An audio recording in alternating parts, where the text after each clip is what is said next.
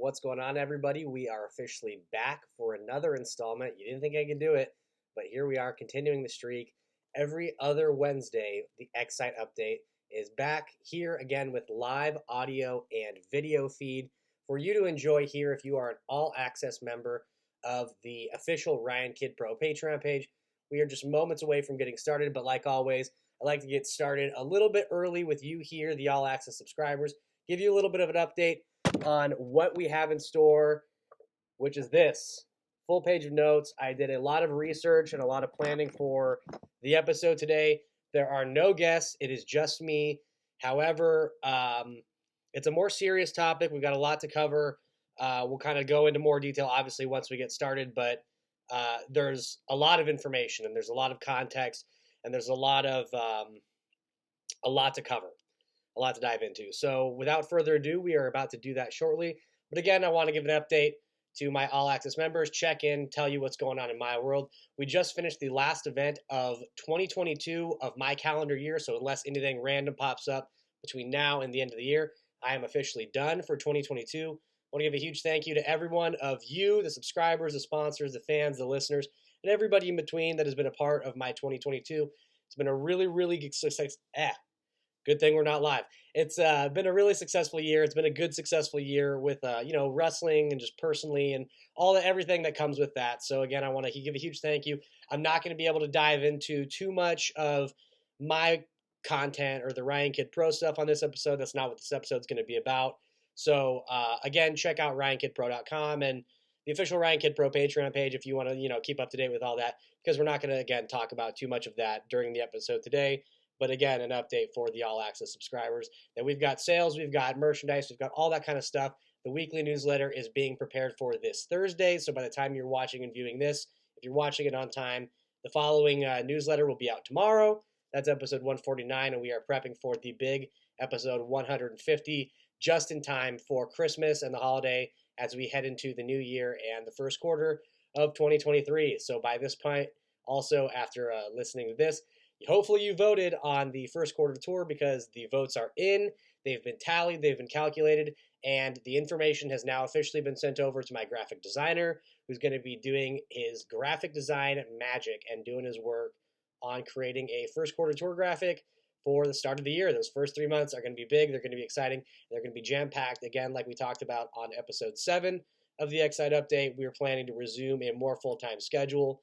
I don't know if you've noticed, but I'm trying to trim down a little bit as we prepare for that. So it's going to be a busy year, but again, we've got a lot coming before the start of 2023. So again, keep up to date with all Ryan Kidd Pro information. And without further ado, let's get started with the official recording of episode 8 of the XSite update. That starts in 3, 2, hello, everyone, and welcome to episode 8 of the XSite Update podcast. My name is Mr. Excitement, Ryan Kidd, and again, I want to thank you all once again for joining us here at the official Ryan Kidd Pro Patreon page as we present the newest bi-weekly installment of the XSite Update podcast. Again, we talked about it last week in the return to the airwaves that I'm hoping to bring this back on a regular basis, bi-weekly every Wednesday. So if you've not set your schedules or set your alarms and set yourselves up for every other Wednesday, we've got a brand new episode of the XSite Update podcast, guaranteed with yours truly, Mr. Excitement, Ryan Kidd. This week, I am in the studio solo once again, but don't think for 1 second that it's going to be anything like last week's episode because we've got a ton to cover. Again, as I talked to the All Access members on the video feed before we got started here on the airwaves, we're not going to dive into too much Ryan Kidd Pro content. We've got kind of a more serious theme of the episode today. We've got a lot to cover. We've got tons of notes, tons of research for this episode, and I want to be able to cover as much of that as possible and be able to dive into as much detail as I want without having to worry about promoting or plugging. This is a very serious show this week, so I don't want the focus to be taken away from anything that we talk about to focus on any of that. So without any of that being said, RyanKiddPro.com and the Ryan Kidd Weekly Newsletter, all that kind of stuff, make sure you're checking that out. We want to, thank the subscribers and thank everybody that follows along, and we want to give people the outlet to find that information if they want to stay up to date. But again, that's not what the episode's going to be about today. this week again, I I want the podcast, like we talked about last week, to cover and to encompass all aspects of my life, and I want it to be um, kind of an exploit on my life, but I don't want to be exploitive, but I want it to shine lights on real life situations, and I want it to cover, uh, to contextualize and to cover, who I am behind the mask and what I go through on a day to day basis and what's pressing and what's current and what's going on in the world of Mr. Excitement. And for those that have kept their ear to the ground of the local wrestling scene, we're being faced with some hard times and some hardships, and we'll just kind of dive into it. This week's episode, I want to talk about my good buddy Jason Strife, and he's currently facing the battle of his life. He's currently in the fight of his life, literally. And we'll go into a little bit of information, but I want to start it off by not only dedicating the episode to Nate. I'll refer him to as it's, but Jason Strife.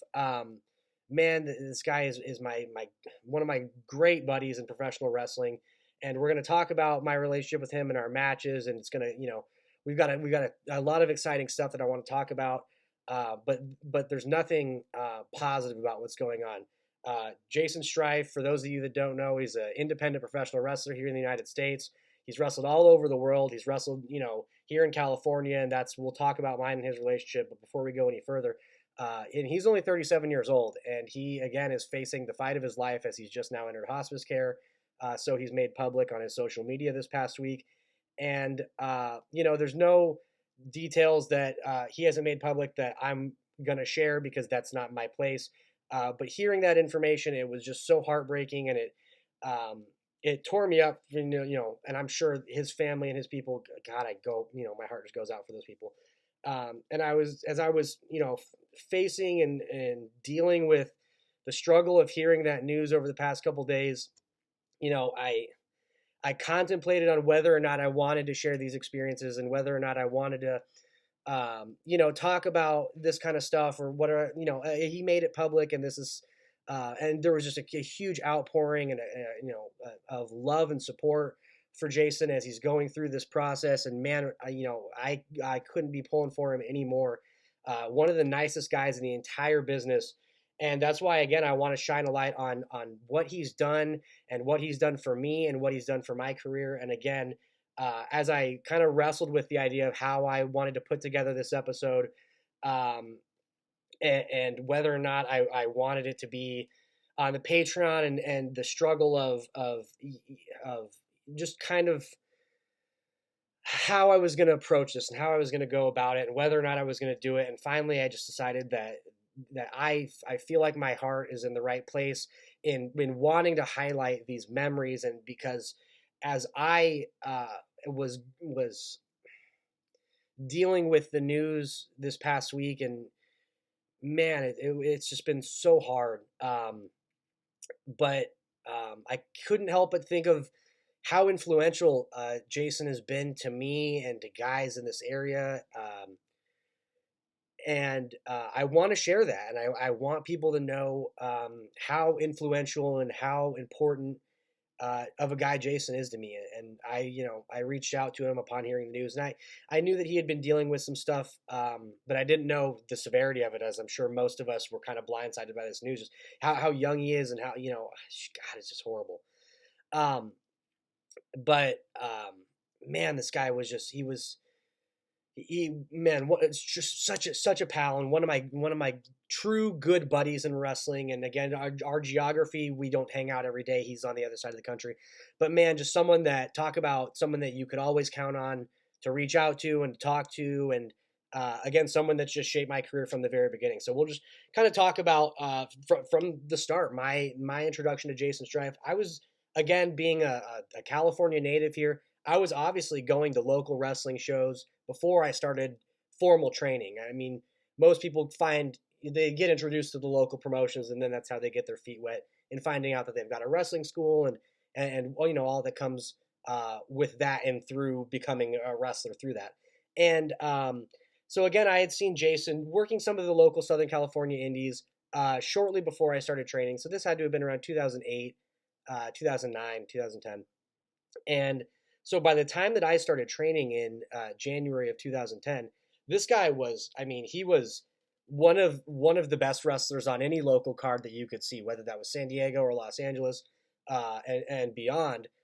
Being from the Midwest, he was kind of getting out there, and he was, wrestling in places that I wanted to wrestle, and he was wrestling a style that I was really inspired by at the time. And again, just kind of someone that was just cool. Like the word cool just comes to my mind. He just kind of radiated that charisma and that feeling that definitely like leadership vibes, that this guy was like someone that you kind of wanted to like, be to just talk to and to see what was going on there. And obviously, as a rookie trainee, there's a gap there. It's kind of ears open, mouth shut type deal. So I probably made acquaintance with Jason once or twice in a locker room as I was, setting up rings and starting to work through the paying dues process of, the early portions of my training in the start of my career before I had even started as a formal professional wrestler. But I can just recall Jason being just so cool and um, not even as a person because I didn't know him yet. We didn't have a relationship like that or a friendship like that.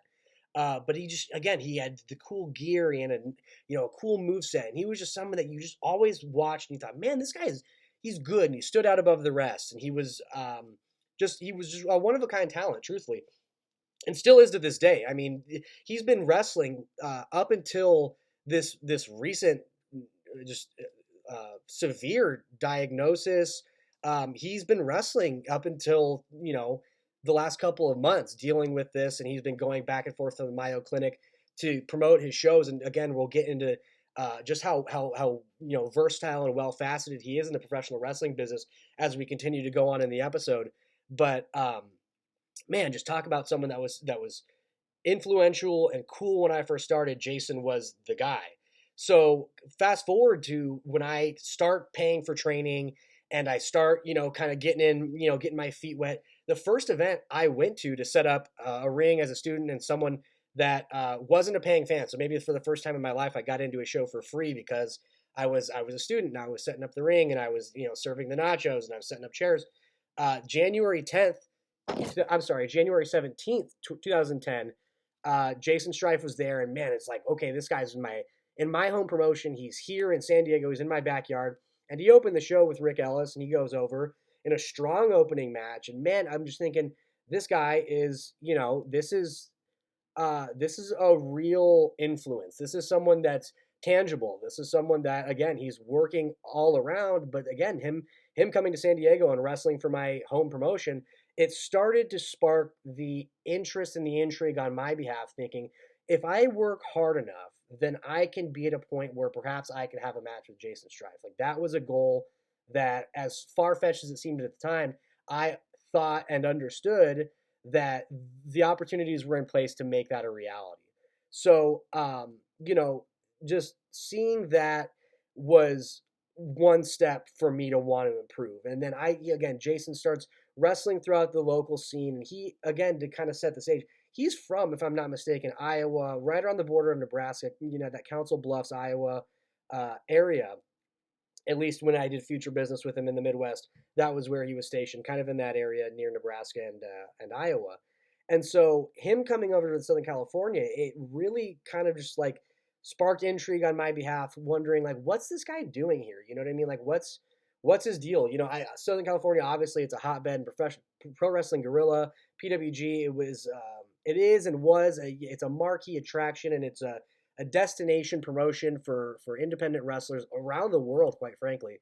And so as he was wrestling that style and working his way towards achieving his own goals, whether that be in the Midwest or over here in Southern California, again seeing him at New Wave Pro on January 17th, and then further into different events, him and Chimera, I can recall, for otherwise known as Ricardo Rodriguez in the WWE. Man, these guys tore it up. That was July 17th. So 6 months later, 2010, Jason's back in the territory here in California and wrestling for SoCal Pro, again, the neighboring promotion to my wrestling school that I was introduced to. So again, kind of talking about setting goals and the influence that Jason had on me early in his career, him having these matches while I'm aspiring wrestler and I'm a student that's kind of, taking influence from the best guys in the promotions locally, seeing Jason have these matches with Ricardo Rodriguez and with a local Rick Ellis and just tearing the roof off the place. And I'm talking, man, these matches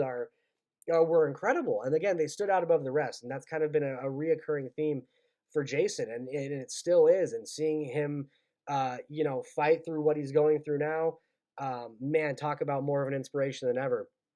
But rewinding back to 2010 and kind of as I begin to form as a wrestler and things start to, develop for me in my career come March of 2010. So just a few months later after I had met Jason as a peer in the locker room, not quite a wrestler yet, but in a student to wrestler relationship for the first time in January, just a few months later in March of 2010, I was making my debut into pro wrestling. And having that first match, I didn't immediately jump into a full-time schedule. Obviously, that takes years, that takes experience, that takes training, that takes connections and all that. So none of which I had at the point, being so young, so naive, not only in age, but in the professional wrestling business. It took some time. So it wasn't until the next month or maybe even 2 months later that I started to have another match and then a couple other matches here and there. And it started to be from once a month to twice a month, and as the schedule builds, it builds on with the time.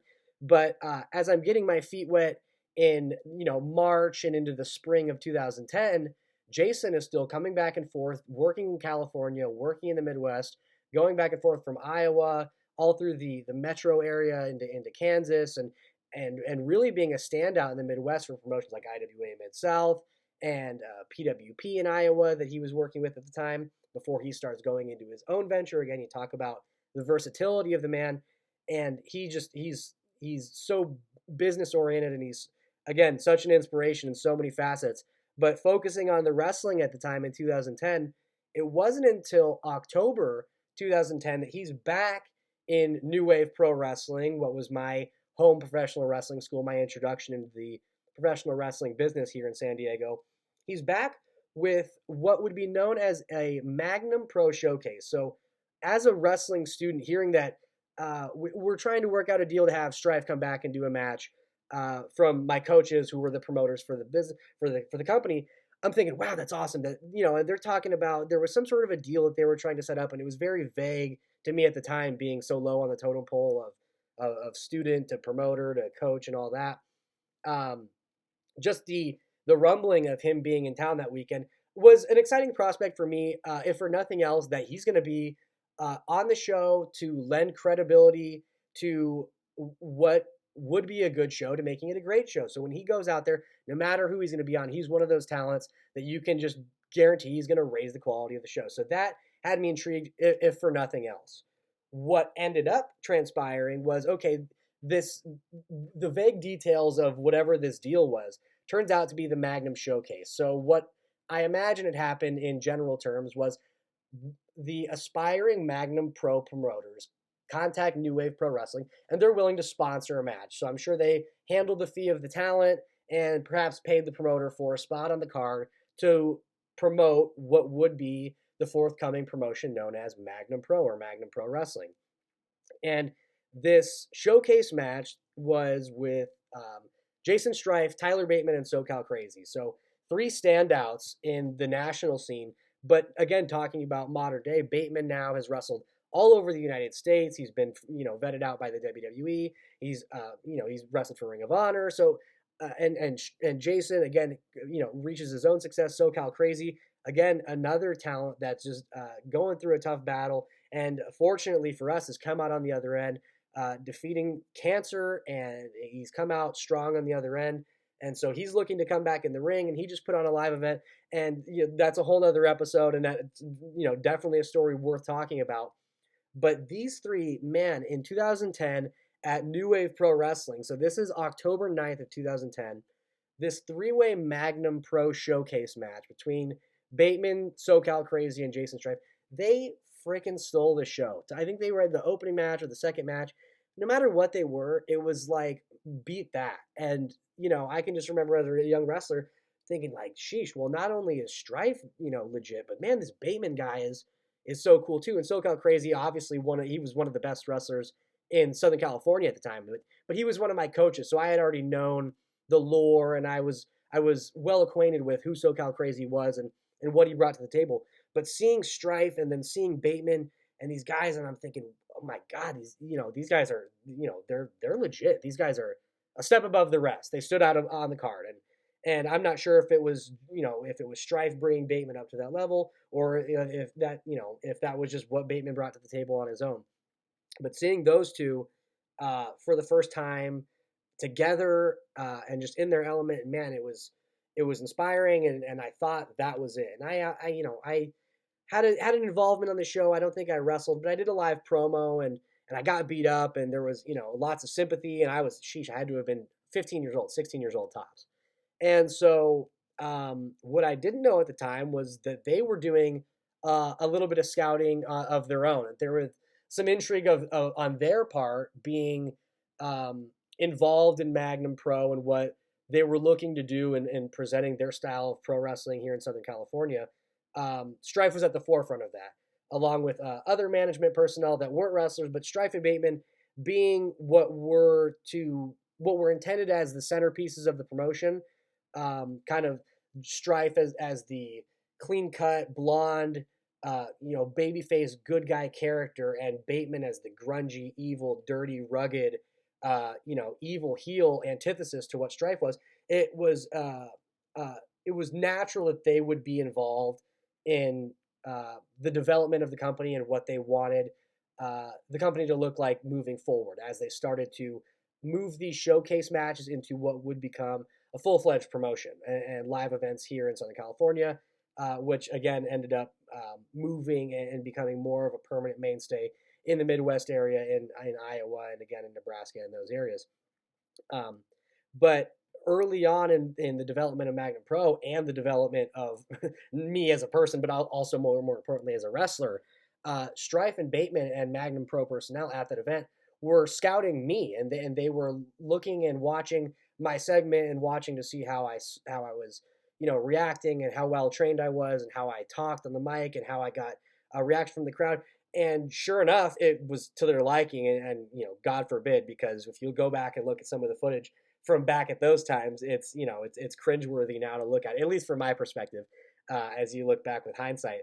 But what that developed into is just a few short weeks later, on October 22nd, I make my debut for Magnum Pro.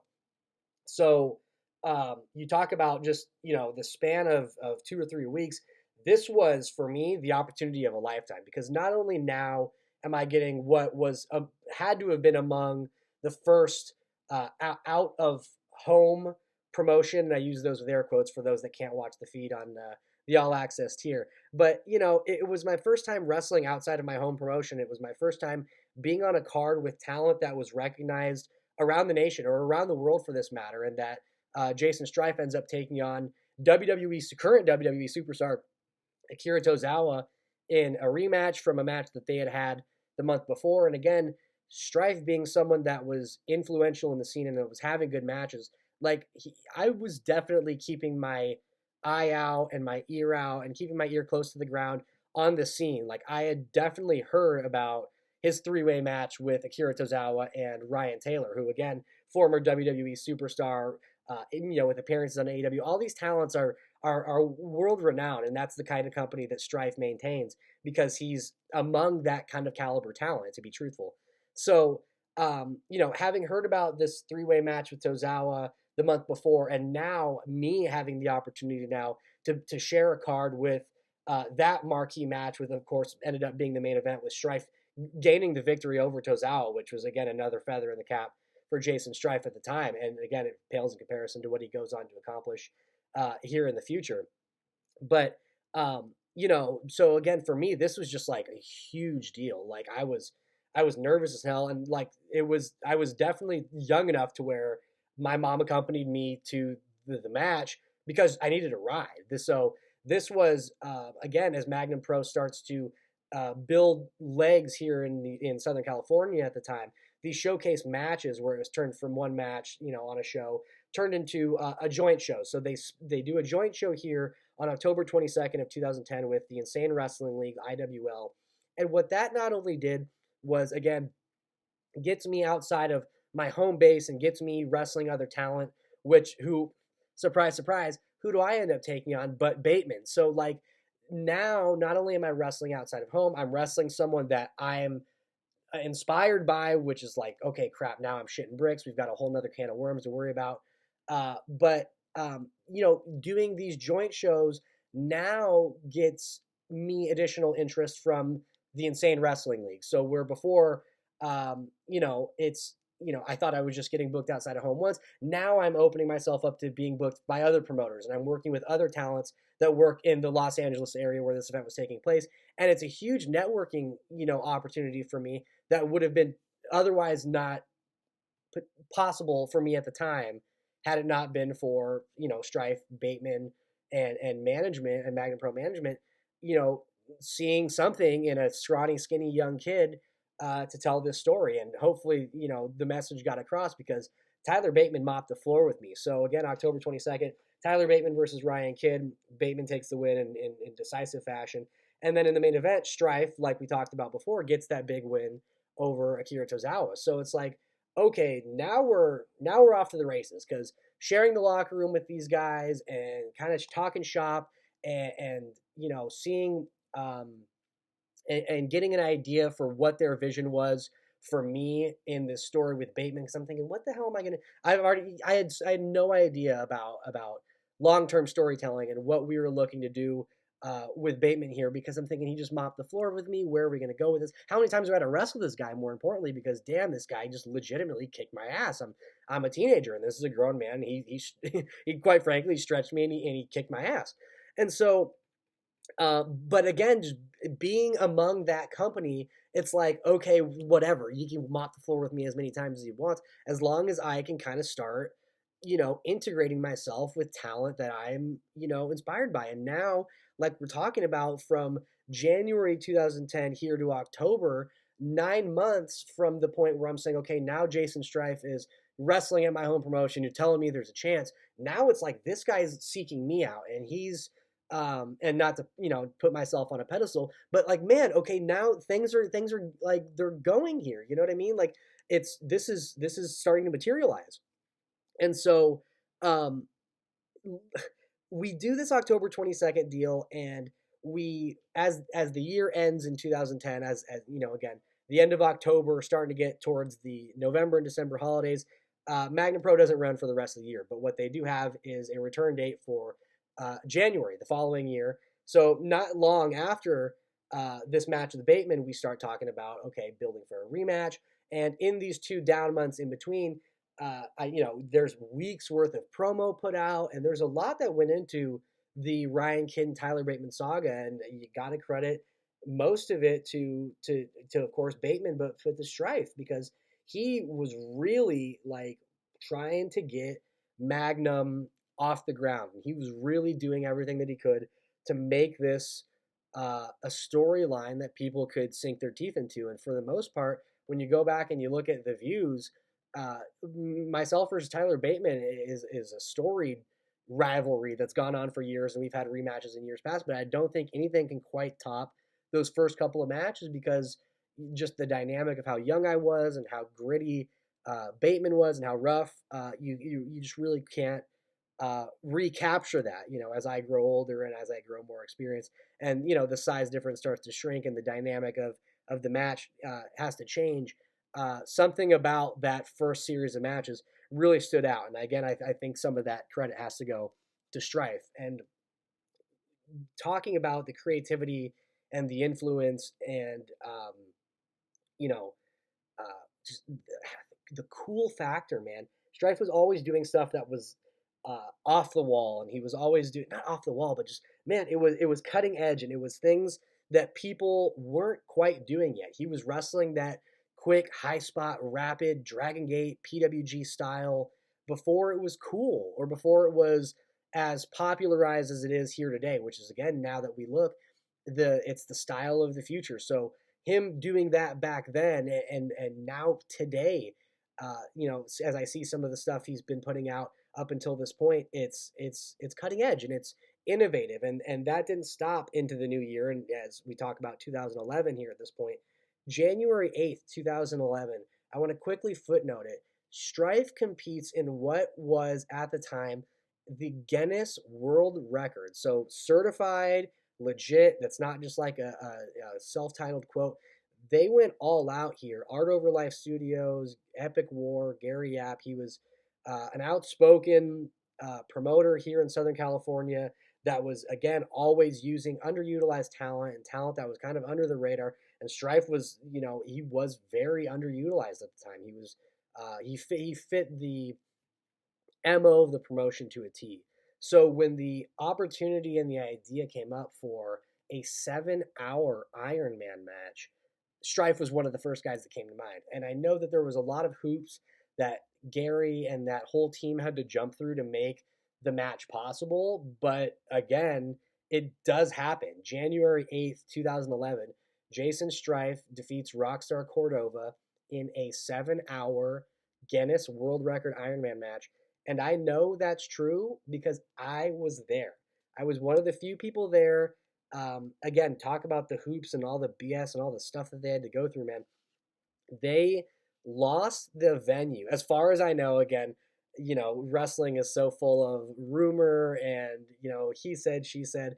And, but to my knowledge, as I was involved with the ring crew and I was involved in going and getting the ring set up for the event, apparently they had lost the insurance for the intended venue that they had planned to host the Ironman match in that because the contest was so physically enduring on paper, the building did not want to insure it in the case that someone passed out or that something potentially more dangerous were to have taken place in the span of what was advertised to be a 7-hour nonstop pro wrestling match. So it's not just we'll see how long the contest goes and hope it goes 7 hours. It's an Ironman match in that once you get a fall, you keep going. And so as I was doing research for this, I'm seeing that the footage for that is slowly starting to trickle back out in response to Strife and everything he's going through, and you love to see that. So I would recommend people to check out YouTube and to check out, of course, just send all the love and support you can out to Jason during this time. But as we remember, the influence that he has and that he continues to have to this day, go back and watch some of this stuff because, man, it's too bad that he's being talked about. He's just, I wish there was a better reason for him to be talked about right now. It's and again, it's such an unfortunate situation, but I say that because he's so good. So go back and watch some of this footage because, man, you'll be shocked at what you see. So again, I'm pretty sure that this footage is starting to come out 10 minutes at a time or however long it takes to get it out. But I'm seeing clips of this match starting to trickle out, and when you see it, sure enough, there I am front and center. But they lost the venue to it, and so the match literally takes place in Gary's backyard, the promoter's backyard. He thought, okay, well, where else to insure it but, in my house. And so we set the ring up, the crew of, there's probably 3 or 4 of us that set the ring up, and I was one of them. I have the shirt. I was there. No, not really. But I was there, man, and it was, man, it was so impressive. 7 hours. I sat through all of it. I won't say I sat through all. I probably got up to go pee, and I, went, probably got a bite to eat during the whole fiasco. But man, it was so cool. No other word for it, man. Jason Strife is one of the coolest sons of bitches in the entire world. And man, what a pro and what a wrestler.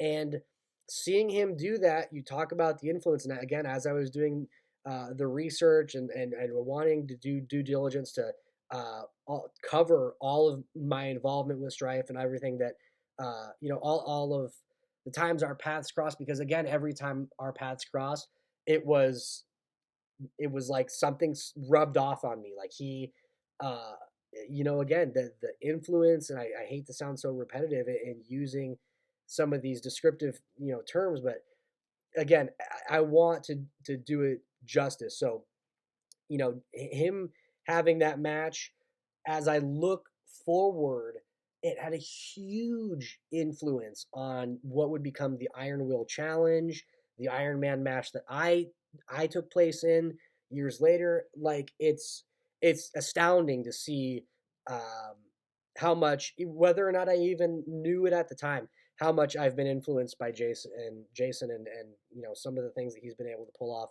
in pro wrestling. So following the January 8th, 2011 7-hour Ironman match victory, just a week later, he's back in California, January 15th, 2011, and the Ryan Kidd Tyler Bateman saga continues as we, you know, meet once again in the ring, and now it's taken a step up. Not only in storyline terms, but for me. So again, 16, 15-year-old kid, like I'm just starting to grow hair on my armpits. I can't grow a beard. You know what I mean? Like I'm barely learning how to be a functioning teenage young adult, much less pro wrestler. And I'm thrown into, quite frankly, the deep end in not only a rematch with Bateman, but it's a 6-man tag, and the stage is set to where Ryan Kidd, Jason Strife, and Akira Tozawa, who at the time is on excursion from Japan in the United States, so that's a huge deal. Me teaming with Strife and being in a match with Strife, that's a huge deal. And we take on the team of Bateman, again, someone I've looked up to, current WWE NXT superstar Joe Gacy, and he's huge, massive, and Funny Bone, who's a national traveling wrestler who's still going to this day to some of the top promotions in the entire USA, and he's kicking ass, and he's a badass dude. So, like, one of these things just isn't like the other, and that's the teenage kid with braces that, again, had to get a ride from his parents up 4 hours to, Central California to get this ride. So it's like, man, like, not only are these grown men, but these are like pros. So Gacy they flew Gacy in for this match, and again, Tozawa is a top level drawing attraction, and so this match is huge for me. I can remember being just like so nervous, and I got new gear for it, and I got this cool new vest, and I got a haircut, and it was like this was WrestleMania for me. And the footage is out there, and again, everything that we talk about here, I'll do my best to link in the comments some of the matches and some of the things that we reference to here. But man, like that match was huge. And to me, that was like the first step into me, for better or for worse, like starting to feel like to understand my potential and to be like, man, okay, like look what I'm capable of. Like getting in the ring with these guys and being able to quote unquote hang, with these guys, it boosted my confidence so much. And I went out there and I, put on the fight of a life. And I'm sure that I would go back and look now and, would cringe at it. But man, at the time that was just so huge. And again, talk about, Jason Strife his fingerprints were all over that. I couldn't have done that without him. And we pick up the win in that. And again, I would recommend going to check out that match because like there's that was so huge for me. And like, again, Jason's fingerprints were all over that. So that's January 15th, 2011.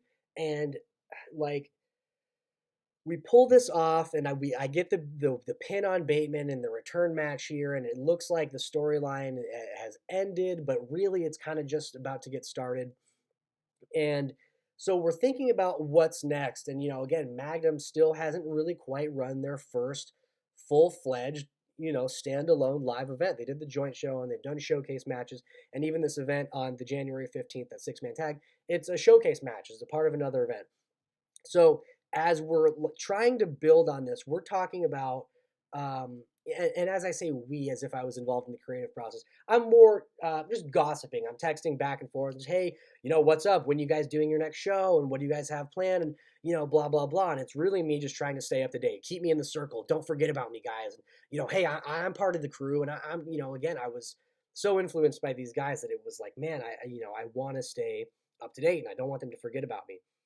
So as I'm talking to the head manager, Anthony, for Magnum at the time, they're talking about the next. I'm trying to see what's up and see where this is going and when's the next time they can use me. And I'm really into this Magnum project because they were trying to portray this.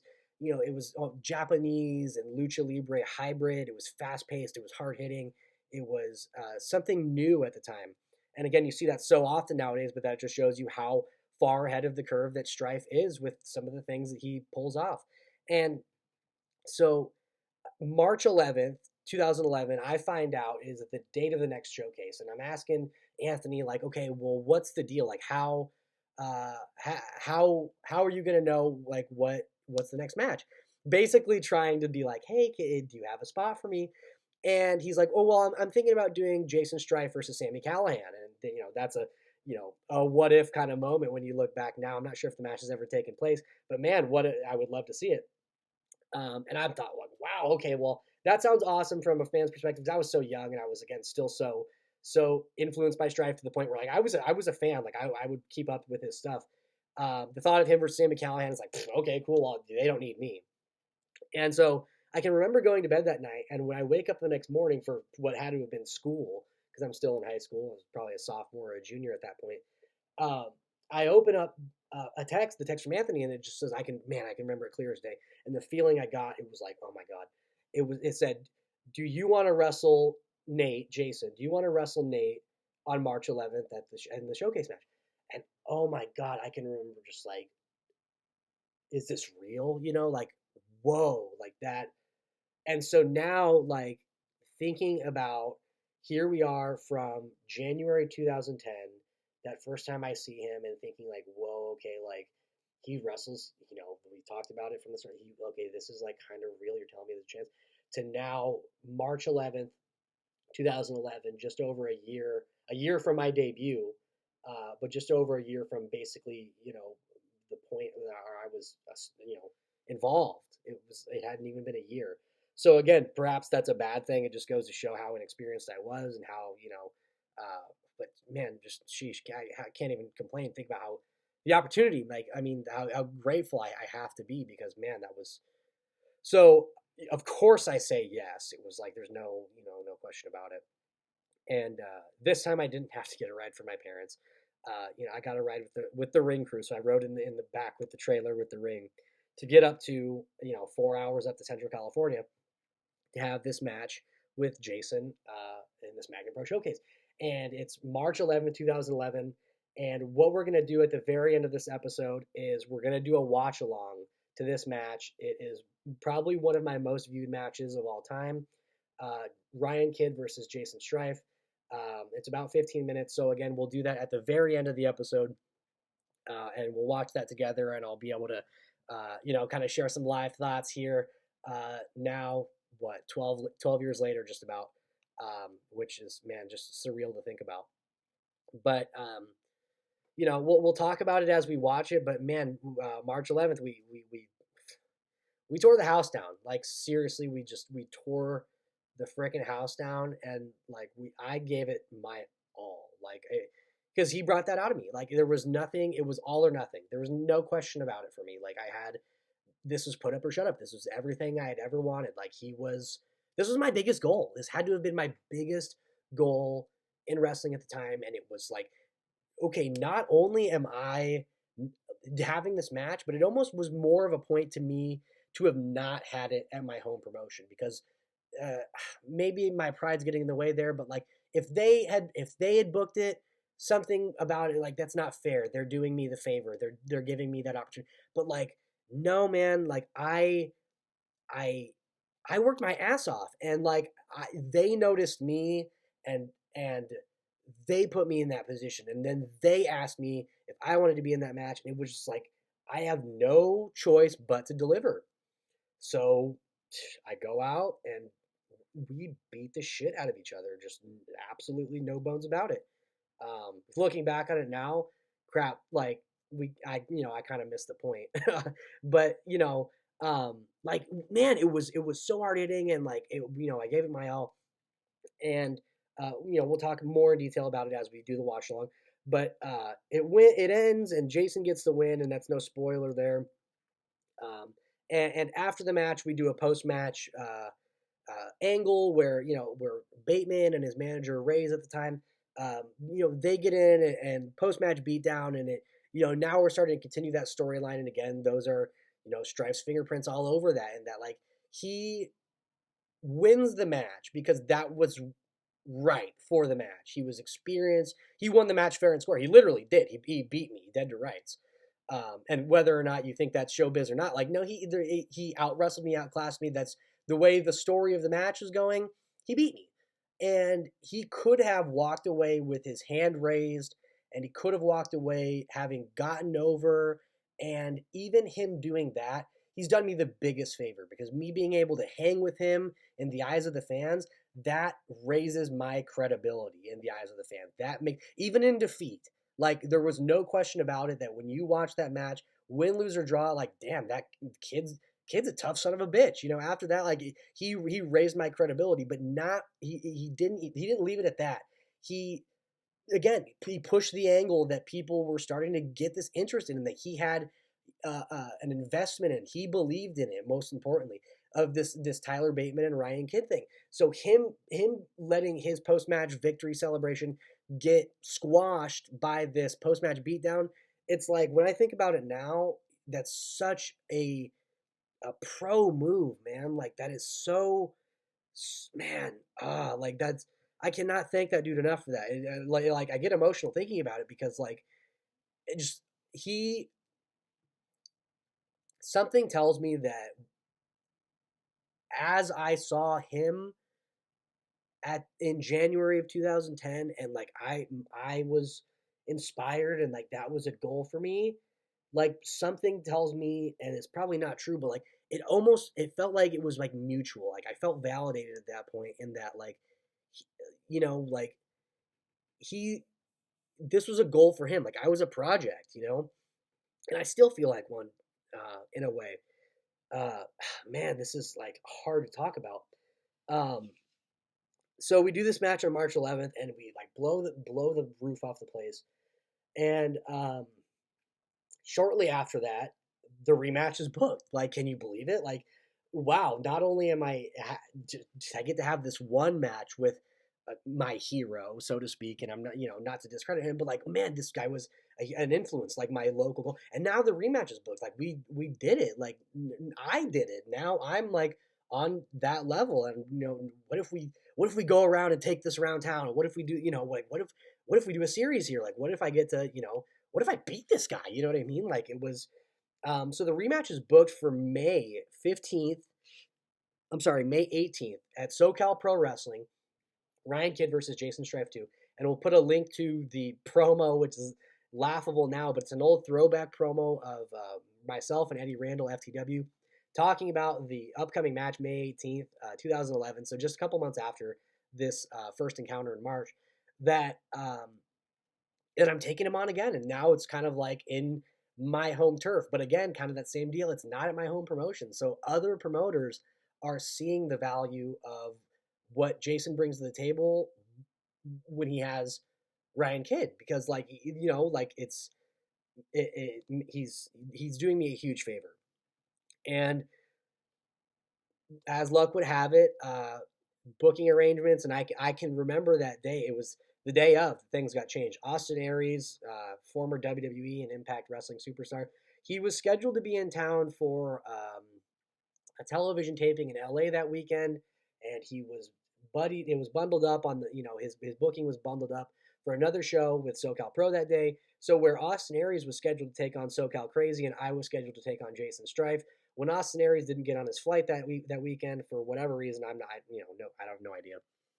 But when Austin Aries isn't there, we need the next best talent. And I say we. SoCal Pro needs the best talent to step up and to face SoCal Crazy in place of Austin Aries. So naturally, Jason was selected to fill that role, and it sucked for me because that was an opportunity for me to have probably what would have been the best match of my career again, this time in front of a hometown crowd. And it was like, man, I could have really shown where I showed Central California and that LA area what I can do. Man, I would love to be able to do that at home and show my hometown promoters and my hometown crowd what I can do.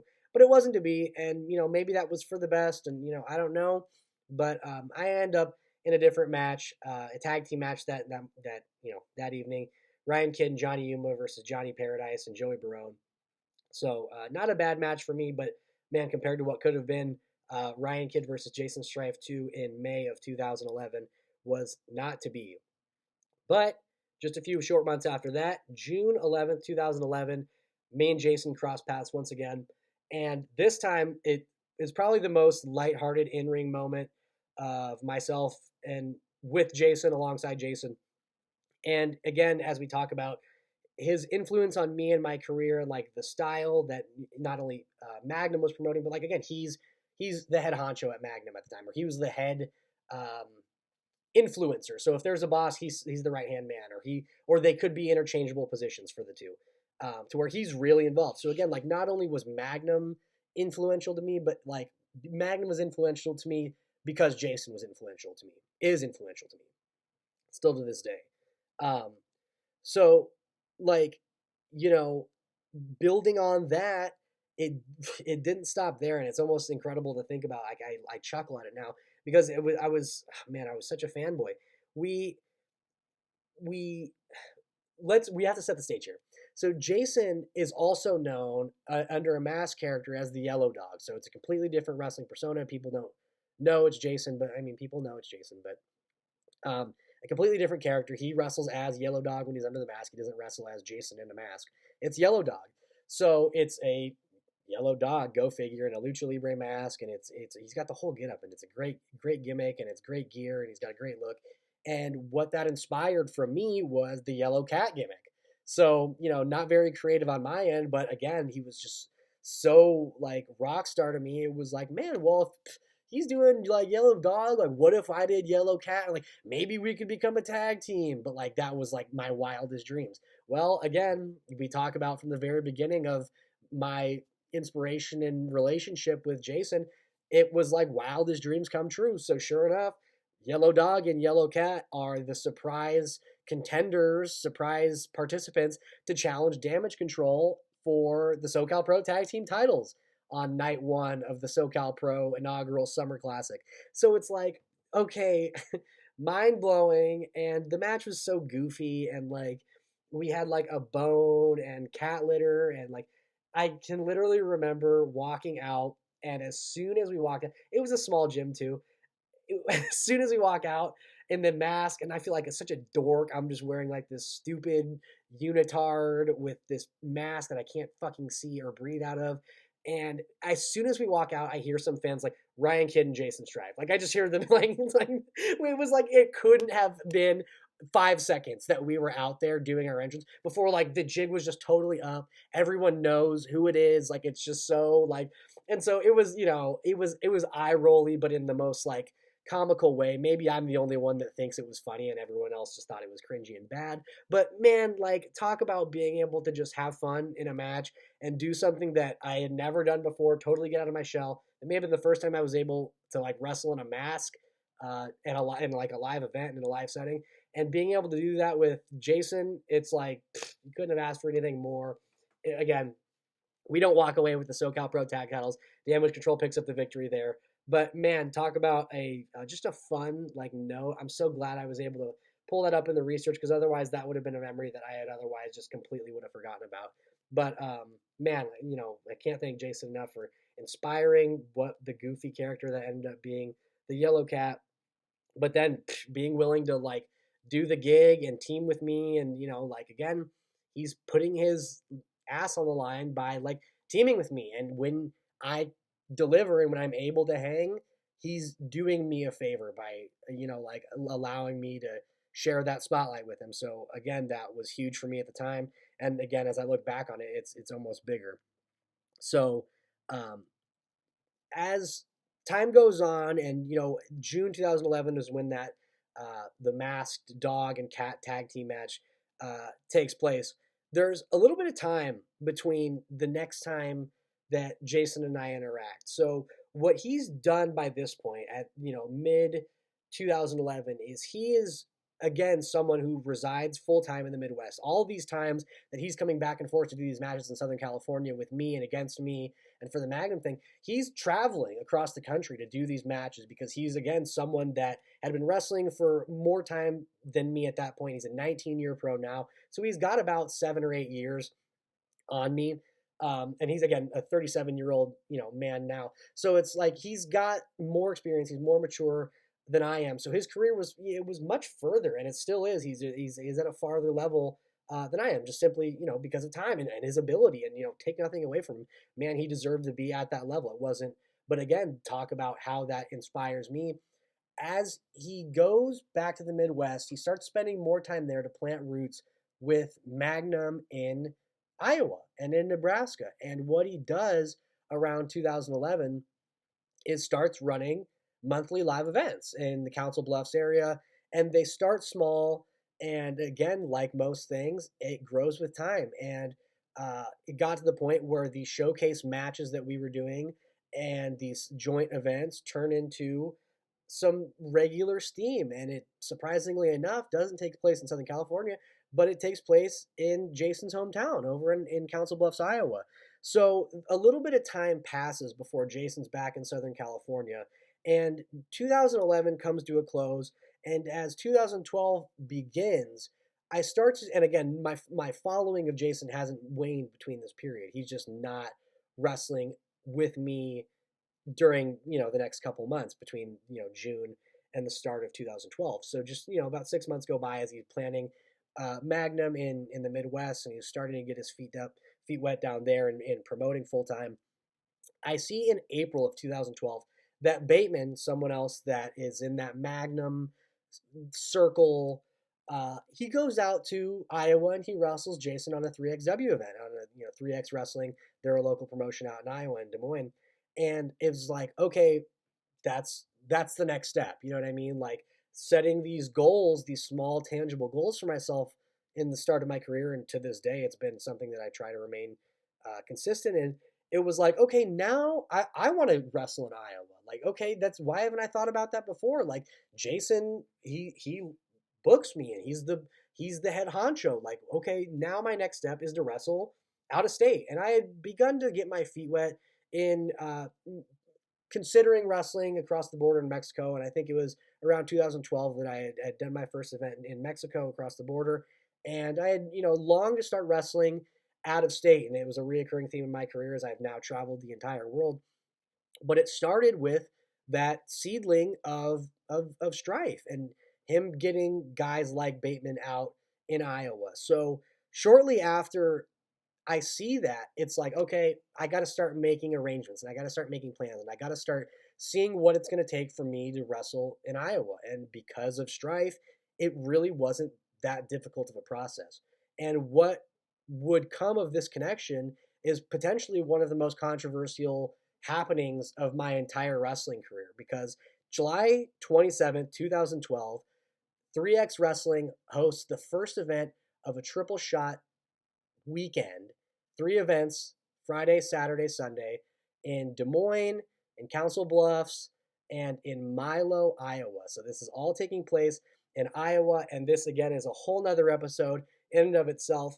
But over the course of this weekend, Jason would be spearheading the talent relations for the Ring of Honor talent that would be coming in for that weekend. So Jason having 3 dates lined up in a row, one of which he's promoting out of his own promotion, the other of 2 he's co-promoting because he's spearheading the booking of this talent.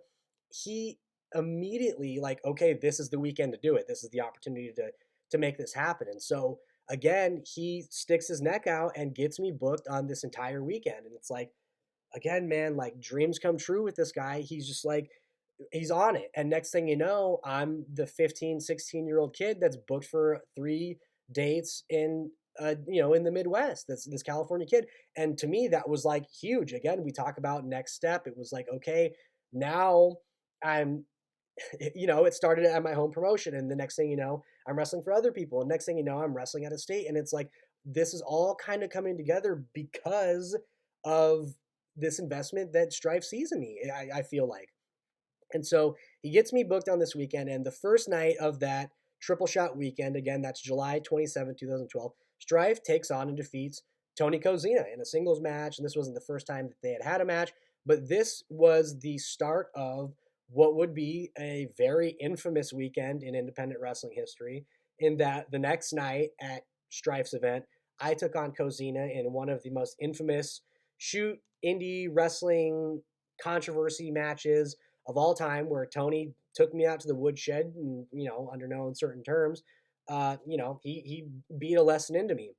And as controversial and as strange as that night ended up turning out, I can't help but look back on it fondly and that, man, whether you like it or not, Tony did, he lit, mission accomplished. He beat a lesson into me. And, whether you want to look at it for good or for bad, all things turned out. And that opportunity wouldn't have been granted to me without Strife, again, sticking his neck out and being willing to put me, 16 years old, green as grass, in the ring with a veteran like Tony. So again, did the match turn out how I wanted it to? No, not by any means. But did it turn out how it probably should have? Or some would argue yes. I might argue yes. So it's like, again, Strife had nothing to do with that having taken place in the ring. Again, that was Tony's decision, and that was in reaction to decisions that I had made before that. And it was still something that, when all was said and done, like, Strife was the first person to talk to me, and Strife was the first person to kind of gauge the situation and trying to and at the end of the day, he was right there with me. So again, as the weekend continued to dissolve into that Sunday, where there was, where there's, the controversies, continues to grow from there. It was a long weekend, and I can remember that being an incredibly stressful time for Strife, because he was, again, like, he was the head of that department and getting that talent organized and booked and set up, and just having it turn out the way that it all turned out was less than ideal.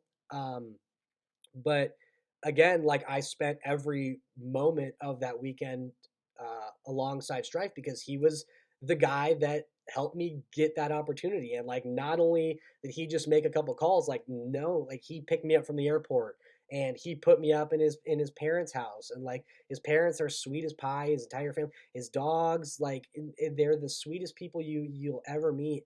And he just didn't have to do that, and it's impressionable, absolutely, absolutely commendable and impressionable that he was willing to do that for someone like me, that he totally didn't have to do that. So you know him opening the doors for that opportunity, again, continue to snowball and form what would be, like, the rest of my career in the traveling. And, like, now once I had wrestled out of state for these 3 dates in Iowa, then it was like, okay, now the gates have opened on this next level. And then that turned into more out of state traveling. And what that inspired was eventually me making the decision to move from California to Florida at the end of my high school term. So the minute I graduated that summer of 2013, I was off, but not before the first Magnum event in Southern California. So um, as again, I'm winding down high school, and I've made this decision to leave California and this full time schedule that I had at that point established, working full time tag matches with Eddie Randall and FTW, um, because of the confidence and inspiration that was built by doing some of these bigger matches and by wrestling, out of state, and working a full time weekend schedule with stars. Um, it was confidence booster out the max. And so by the time my mind's set for that, it's maybe January of 2013. And so I know by June, I'm going to be out and gone. So come May of 2013, May 10th, Magnum runs their first event in San Diego, California, completely promoted on their own. Couldn't be. I felt so proud to have been a part of the event. I took on Chris Cadillac in a losing effort on my end in a singles match, and Cadillac at the time was one of the hottest independent indie prospects at the time in Southern California. We had a killer match. That match is available on the official Ryan Kidd YouTube channel, and again, I'll link that in the comments, along with Jason Strife taking the victory over Funny Bone. And I can remember that being one of the hardest hitting matches of the night. Again, like always, Strife was just he's very hard hitting, and he's very technical, and he's a high flyer, and he's got such a unique hybrid style that was at the time groundbreaking. Um, so it was a successful event. Again, small venue, but they sold it out.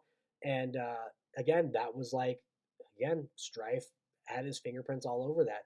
And as he was starting to get these events launched in Southern California, he's started to successfully now promote monthly events in the Council Bluffs area, and he's running Magnum routinely. So where in Southern California it's sporadic because he's not here as frequently back home, like nothing has changed. He's doing the same thing over there that he's doing here. He's just got more time to do it over there.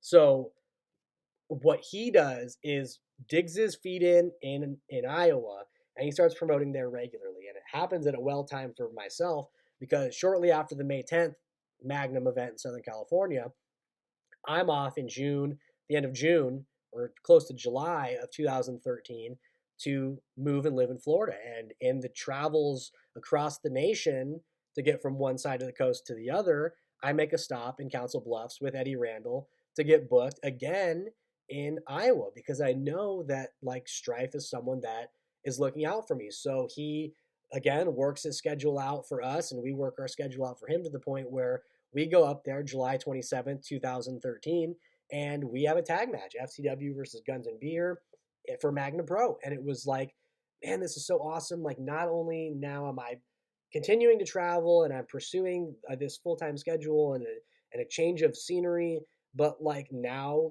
again, this opportunity that Strife is granting me and Randall, someone that I was sticking like my neck out for and someone that I'm investing in, him like reciprocating that and helping me out and throwing the two of us a bone, can't thank him enough. And again, like his influence bled through to where Randall's to this day hearing the news is like, man, that's like he's as devastated as I am because again, Strife was just someone that was not only like friendly but like as a pro, like someone that we all look up to.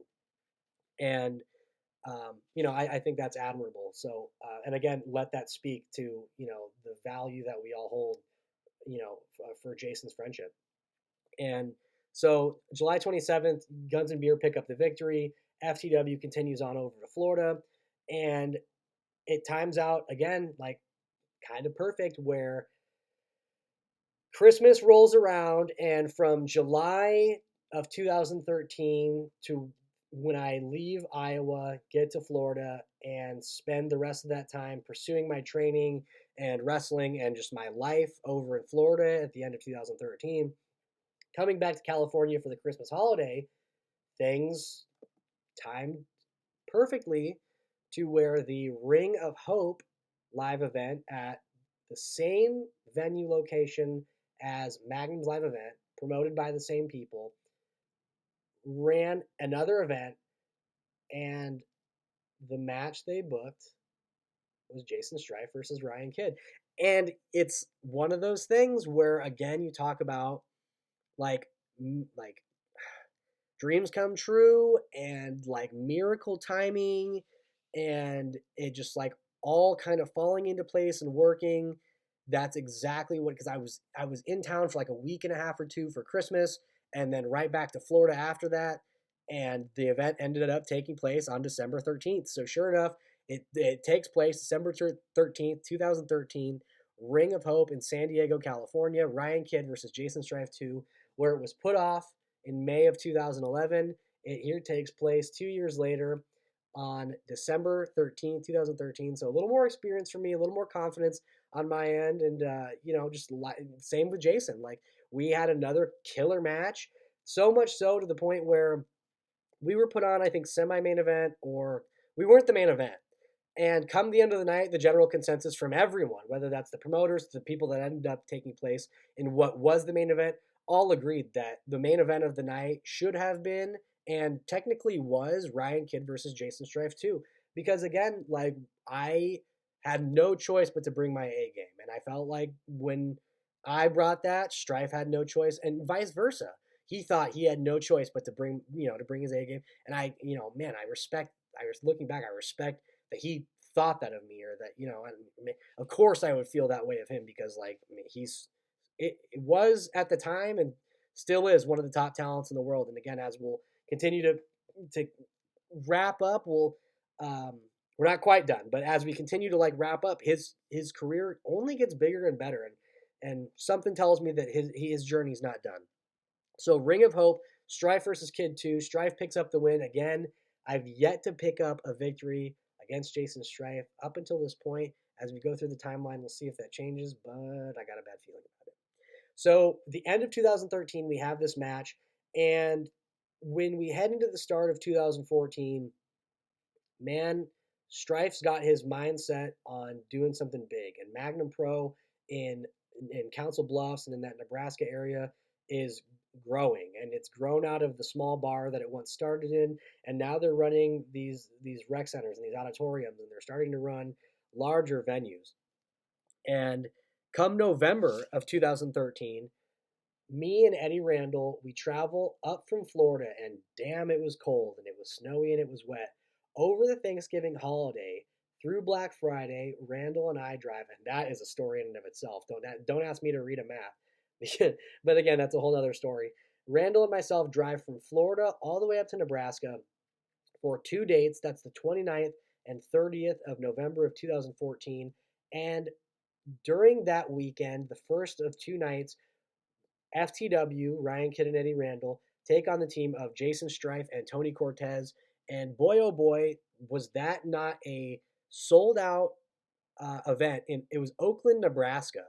And the event took place at the Municipal Auditorium in town. It was one of these real small towns, one road, and it felt like, man, the whole town had to have been in there just about. 300 to 500 people. I don't really know an official figure, but the place was packed. The crowd was hot, and they were ready for some wrestling action. And man, we delivered. Side note from that, I mean, not really a side note, but oh my God, I was so hungover during that night. Part of me thinks that Jason knew about it, and he wanted to screw with me a little bit. During the match, this son of a bitch, he starts digging his hands in my gut. He starts hitting me in the gut, and oh man, he just tore me up a little bit. But I deserved it. No, I definitely deserved it. But man, what a great time. So many memories, and the match wasn't goofy at all by any means. The match was hard hitting. It was fast paced, and we came there to deliver, and we delivered. And of course, getting in the ring with Strife, no, there's no other option. But man, getting to get that opportunity for Randall and also for myself to not only continue to travel and to wrestle in Nebraska now, but to get in the ring with Strife again and to kind of continue to hold my own, at the top level of now his promotion at his home, it was a good feeling. And with the connection that we had established and kind of getting back to Magnum every couple months in the Midwest, we wanted to make it a routine stop. So again, November 2013, I'm sorry, as that kind of brings the year to a close, 2014 picks back up in the same fashion. And again, as Magnum's growing and as Strife, his career is growing, and as FTW and Ryan Kidd's career is growing, it meshes again wonderfully for another huge event, Magnum's largest event to date, and Jason's largest match to date, potentially of his entire career. And again, one of those moments where I can say, I was there. Jason Strife versus AJ Styles. That's right. At the time, fresh off of his Impact contract, when he had left TV in incredible fashion and showed up in Japan and immediately started taking over in New Japan Pro Wrestling before debuting in the WWE. During that period of him between WWE and Japan, he wrestled Strife in Nebraska, and again, it's a larger venue, and it was so cool and impressive to see Magnum fill this place out, man, like 1,000 people in this small town in Nebraska. And Strife and AJ, just, man, they had a killer match. That night, FTW took on Guns and Beer in another losing effort. We just couldn't seem to beat those guys. But, man, that was just an afterthought to what was such an incredible main event. AJ and Strife, that was a curtain sellout for the locker room. We all had our heads peering out through the side of the curtain and trying to catch a glimpse of what was just an incredible match. I can remember it being freezing that night in Nebraska for this California boy. But, man, those two, they brought the heat, that's for sure.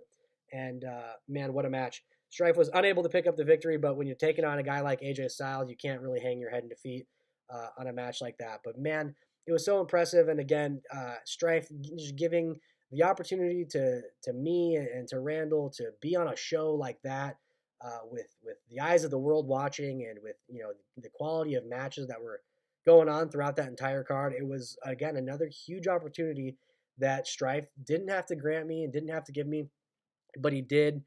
And man, just dude, what a dude, what a pal. And again, as we find out that he's dealing with, man, the fight of a life. There's no other term for it. Man, just our thoughts are with him, and we're not quite done yet. But I want to take a break and just, for a second, and just like, man, if you're the praying type, or if thoughts and prayers, or whatever type of cliche you need for sending good vibes, man, do it for me, and do it for Strife, and do it for his family. Because again, uh, as I'm running through the notes and I'm running through the dates and the matches, I don't want any of the genuine friendship and the genuine kindness to be lost in the details of what is so trivial. The wrestling and the entertainment provided is, again, it's valued, and the inspiration is so valued. But I don't want the focus of the man and the support we need to give to get lost in um, the BS of it's just wrestling. And this guy is, and this is a fight that's more important than any wrestling match. But man, no, you can't talk about. I can't talk about, at least, how important and helpful and genuine he was without mentioning those dates, and without talking about that. And the sponsored dinners that he hooked us up with through the Magnum Pro sponsors whenever we were in town. And they always made sure we had a hot meal and somewhere nice to stay with a warm bed. And whether that was at his family's house, and they ran a beautiful, clean, tight, organized ship, or at his own apartment, or not. He had a house, but it was always just warm and hospitable, and I'm sure it is to this day. It's just been a while since I've been there, but from 2014, January 2014, that match with AJ Styles. It's a while before I see Strife again, not because of any reason other than just geography. He's continuing to do his thing in the Midwest as he continues to pursue a full-time schedule. And again, given the confidence that was instilled in me to be a part of these large events outside of my home base and outside of the state and outside of different areas, as 2014 continues to move on after that January event, I find myself moving back from Florida to California, and shortly after that, moving into Mexico and continuing to pursue my training in Mexico and into Lucha Libre. And there was a lot that came with that, and with that was just limiting my travel schedule from this way east into the United States to now this way down south of the border. So I continued to travel, but just not so much over into the Nebraska and Iowa area, where Strife was continuing to put on great, live events through Magnum Pro. So as I continue to grow and develop through that time, and we talked about the training in Mexico, he's continued to do his thing through live events. We're both pursuing the next step and the next goal. And it wasn't until I saw Strife post and talk about confirming his position in the 2015 Harley Race Camp in Troy, Missouri, that it rang a bell for me. It was like, okay, well, whoa, like, first of all, I didn't know that this was taking place at this time of year. I didn't know, and it was like he totally introduced me to the idea of that taking place that year, and he was the first person I reached out to because he was the one that introduced it to the public space for me. And so once I talked to him, he instantly got back to me with like the logistics and how much it was and what, if I wanted to come out there, this is how we could work it out, and I could ride with him, and we could share a hotel room, and da, da, da, da. And next thing you know, it was like, boom, it's done. And so next thing I know, I'm on a flight out to Omaha, Nebraska. And again, just like every other time I interact with him working on his events, he's right there at the airport to pick me up. And him and his girlfriend at the time are hospitable, and they're, and we hit a couple local live events before we do the camp, and it was just, man, such a blast. And we get down to Missouri. It was probably like a handful of hours drive down there, and we just chop it up, man. It had been about a year since we had been face to face interacting, but we picked up like it was nothing, man, because it was just that's the relationship that we have, and that's just it was how it was, and the ride was great. And I'll tell you what, during that weekend, man, it was such a blast. And just like he promised, man, we split gas. He drove us down there, picked me up from the airport. We shared a hotel room, and we were sharing meals and giving advice, and just recovering together and training together. And he was my partner during the entire camp. So when it was an opportunity for, okay, two wrestlers, get in there and kind of show your stuff, or you need a sparring partner, or you need a partner for this drill, rather than having to work with a stranger, I got to work with someone that I was inspired by, and someone that I trusted, and someone that I know is a better worker than I am. So again, just another instance of him giving me an opportunity and sticking his neck out for me, and where I could have made him look really bad if I were to mess up during a drill, he had the confidence in me to, pursue that and know that I wouldn't, or know that I was professional enough to move through it. And during that week of training, man, I was sick as a freaking dog. You could not get me up out of the bathroom just for long enough to train. And then I would go right back down to, I was ill. I must have had the flu, or I was puking the entire time. And so it was just like, man, what a rough go round for me. But being there with Strife, um, he made it easy for me, and like he was super comforting and like helpful. And again, like him being my sparring partner, I'm there like dying, you know what I mean? And he's just like pro all the way through. And we capped the camp off, and it was great. And we did really well, I thought. And it was a good experience for the two of us to be able to work out together, and again to just kind of talk about the business. We had about 10 days together to do that, and again, that Harley race camp, it was such a benefit to my career. And again, a lot of that is just largely due in part to the company that I kept, and that was Strife. And so what a blast that camp was. We left at the end of the camp, and we do a live event for Magnum Pro. And like again, this like it's continuing to grow. He's doing this. By the time I'm there now, here in 2015, he's doing his events in like the local like concert theater, like the House of Blues type place. And it was just like, man, like this has grown. I'm so freaking proud, and it was like really cool. And so the Harley Race Camp takes place on August 24th through the 28th of 2015. Come the 29th, the next day, this Magnum Pro live event takes place. Um, and again, I was so freaking sick that entire week. The rumor that I had heard was that the intended match was Jason Strife versus Ryan Kidd 3. So what would have been the third match in the trilogy didn't take place, and you can blame that on me because I was sick. And the cards were shuffled around, and the deck got changed, and the card got changed, and matches got moved around. And what ended up happening was Ryan Kidd and Jason Strife teamed together for the first time, not with the mass and not with a six-man tag partner, but we teamed together as a heel duo. So that was a first as well for the two of us together. Normally, him and I were kind of towing that line of fan favorite and babyface, but being to be a heel against the American Pit Bulls tag team was a fun experience. We had a really fun match. We played a lot with the crowd, and we got to apply a lot of the lessons that we learned during the Harley Race Camp to our match that weekend, and that was a really really cool experience.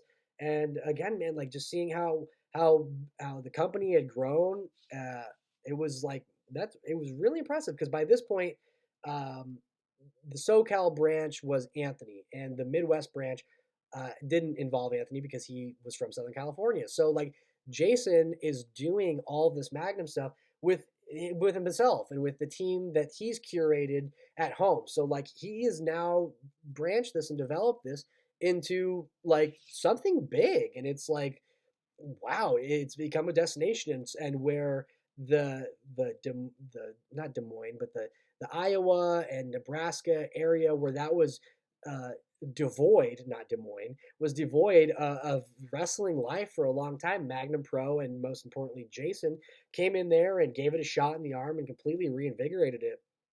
And again, seeing the development from my debut at Magnum in Iowa in 2012 with Tony Kozina to that point in 2015, and now looking in 2022 where they're still running events up until this point, where Jason's health issues have taken priority of the remainder of their live event schedule.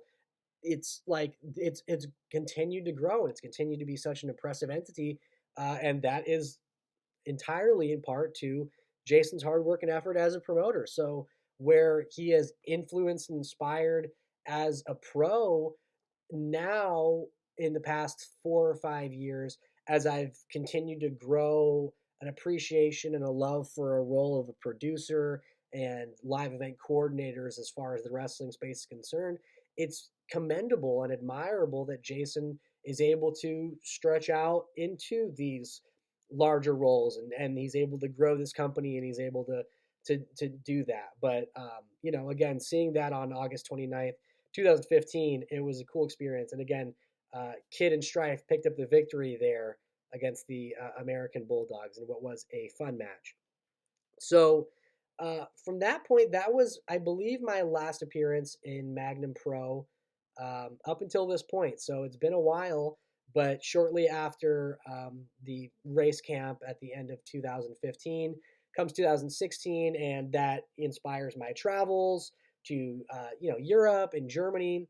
And I can't talk about that without talking about my inspiration for that. Like, again, I wanted to go to England and I wanted to go to Germany because Strife had done that. There was a period where him and I were having those matches. It must have been 2011, 2012, where Strife did something very similar to what I would follow in doing years later, in that he went to Europe and he went to England and did the camp shows where you're wrestling daily and you're having multiple matches a day.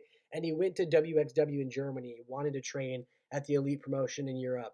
And fast forward to 2016, I did the exact same thing. So I couldn't have done that without that inspiration. And I guarantee he was one of the first people I reached out to as far as getting in touch with contacts and seeing if I could get a foot in the door and seeing what it would take to make something like that possible. And again, it wouldn't have been possible if for nothing else than Strife having the good idea to have done it, years earlier.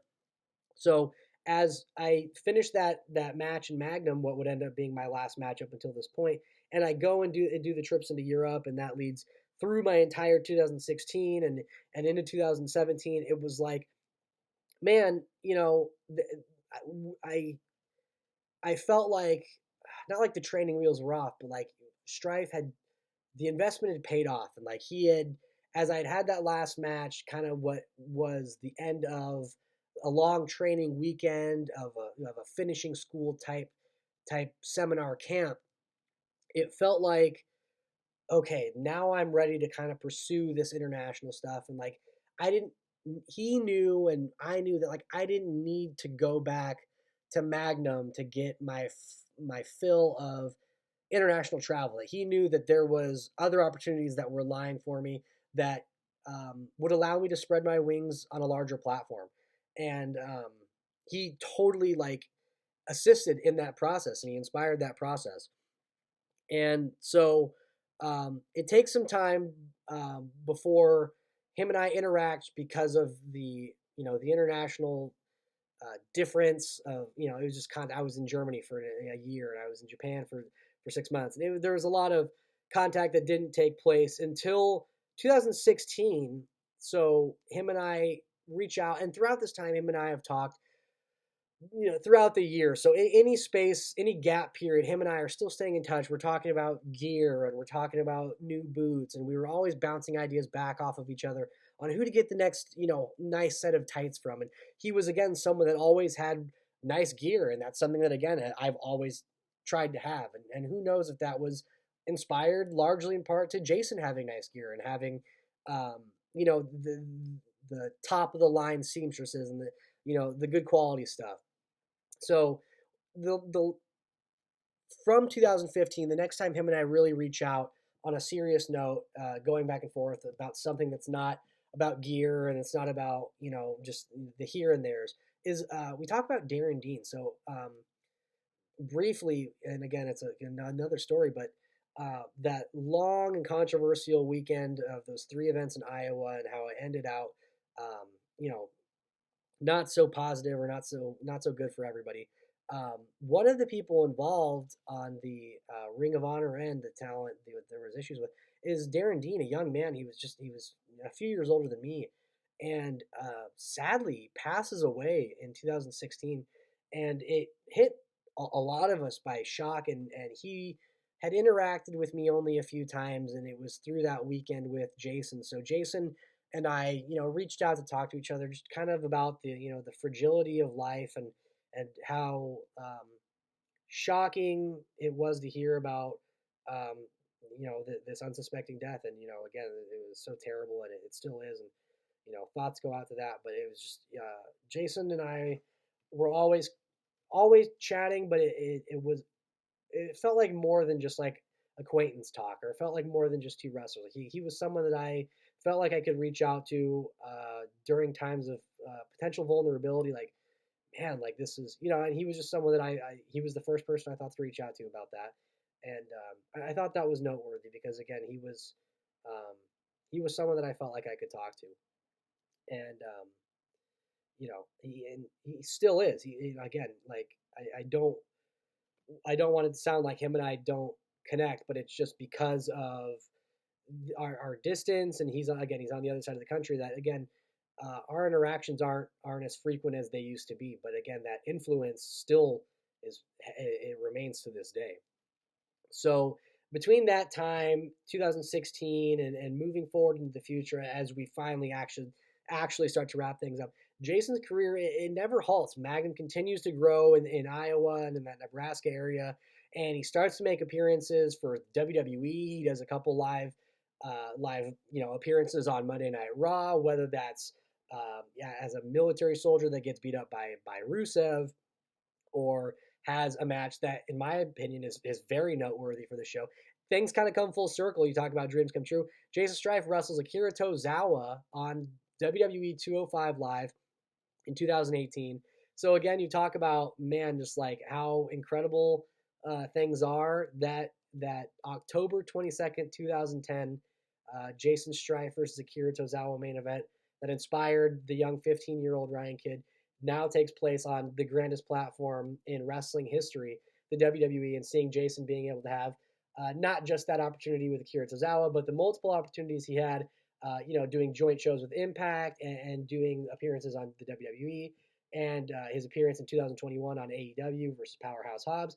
It's like, he's continuing to innovate, and he's continuing to stay fresh, and he's continuing to be a leader to his people in the Midwest scene. And with the growth of the company, Magnum Pro, came the growth of his subsequent wrestling school, the Magnum Pro Wrestling School, that, and that was something that him and I were always talking about in the early years in 2012 and in 2013, was his desire to find a location and a venue to train the next generation of wrestlers, and to give them an opportunity where, again, an area that was entirely devoid of wrestling. He was someone that wanted to give back to the community and wanted to give back to the scene, and that was something he did through Magnum Pro and continues to do through Magnum Pro, is these fundraising events and these community awareness events.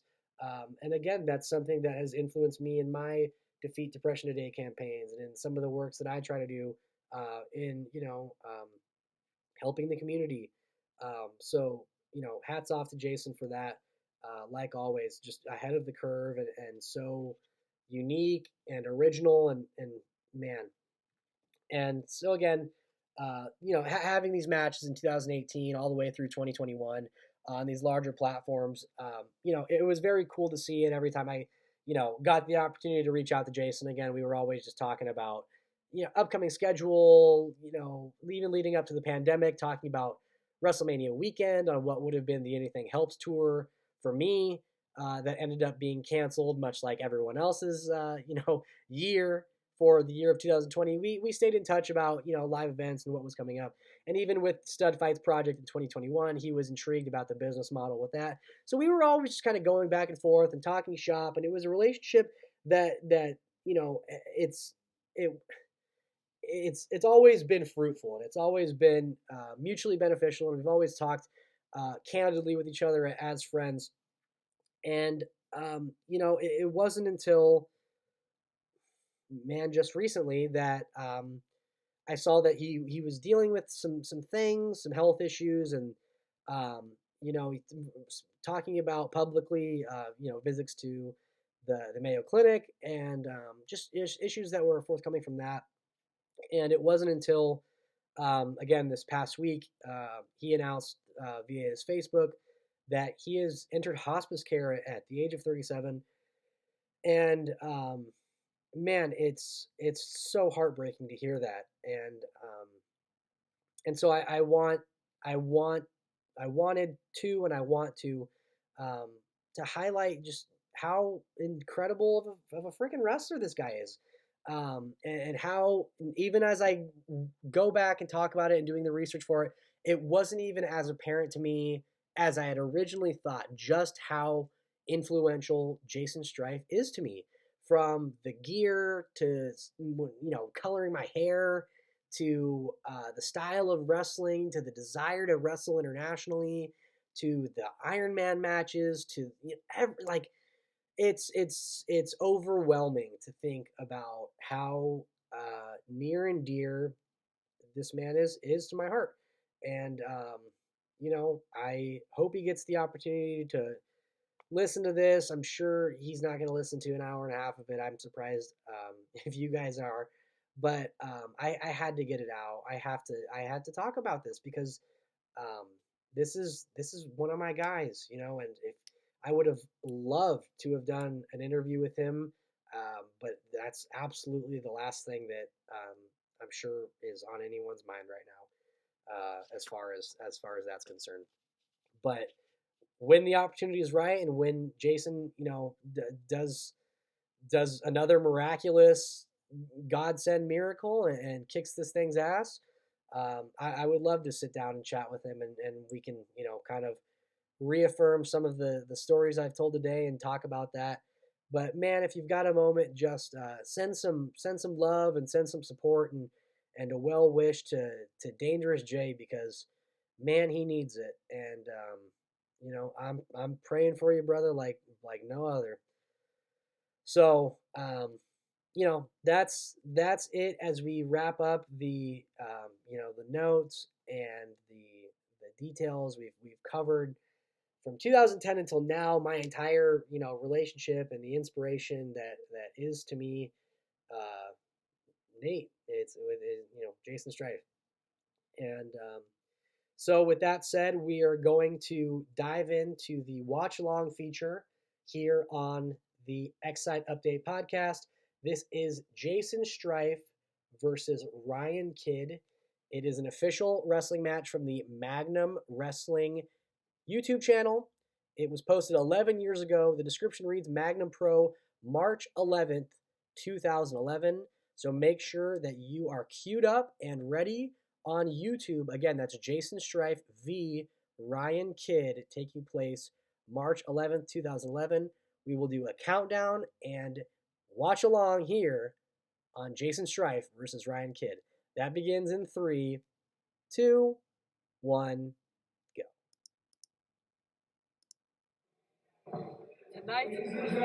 Tonight's Magnum Pro is here in Newhall, California, and tonight, man, just Ryan Kidd starting things off. We've got this very interesting Ryan Kidd promo.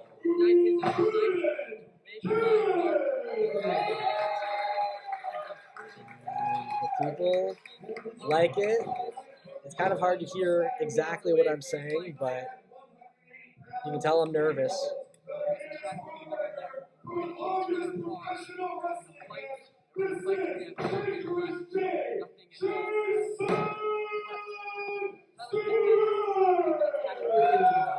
And it's just interesting to note, seeing even now there Jason with his sponsored T-shirts. That was just, again, talk about something that inspired me as we see Akira Tozawa sneak in through the back door to get a glimpse of the match. And geez, talk about pressure. I mean, having international superstars watching this match is pressure enough. But again, going against someone that I admire like Jason, that's Thanks tonight, Ryan Kidd. And we're underway with a quick handshake. You take the test. Professor is Jason Strife, Dangerous J. Coming into this thing tonight with that animal instinct, pal. You might be a friend of mine, but I'm looking for the win, because that's what I do, because I'm a fighter. All due respect, kid, I hope you're nervous, because I'm bringing a fight like you've never felt. And those are the words from Jason. I didn't want to interrupt that. That was a damn good promo from Jason. And again, yeah, talking about he talked about Animal Instinct. He was good about talking about sponsors. He was always great about getting sponsors for Magnum Pro events. I'm sure he still is to this day. But that's something that definitely inspired my business future moving forward. And here he is working over the arm.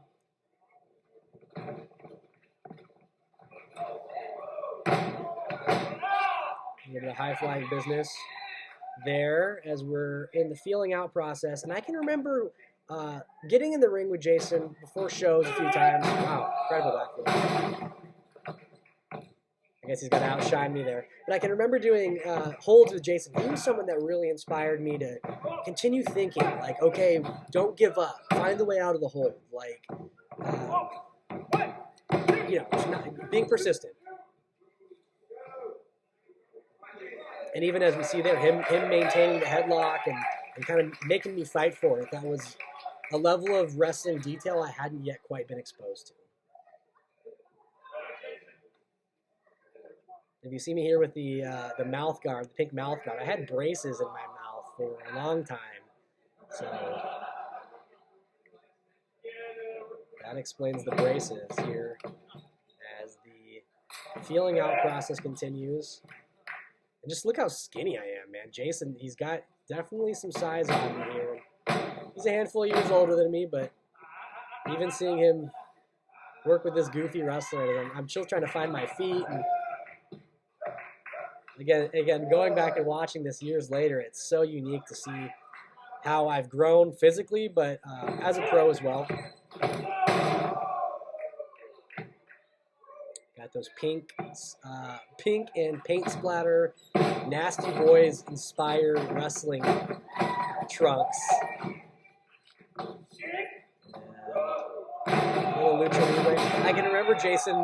That was his idea, and that right there is great improv work from Jason because I totally forgot what that next move was supposed to be. And he keeps the flow of the match going. You got to give him credit there because I was lost. Man, that was, geez, even watching this is all Jason here.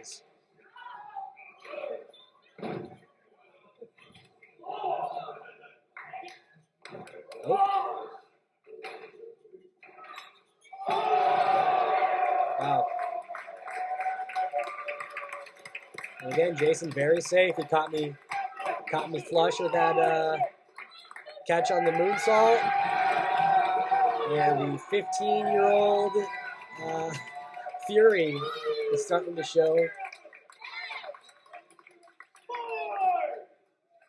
And again, you see the highlights of my hair. Those were inspired by Jason as well. With a double-handed chop. Again, I knew I had to bring it. I knew he was going to hit me hard, so I tried to bring my A game. But as we see, it wasn't necessarily the best idea.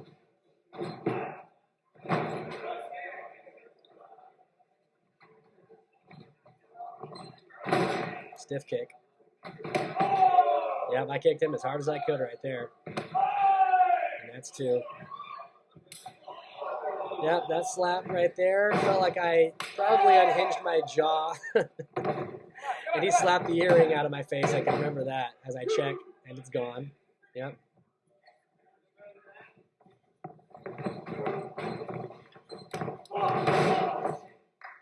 And man, we're just going 100 miles an hour here. Can't believe how skinny I am. It's incredible.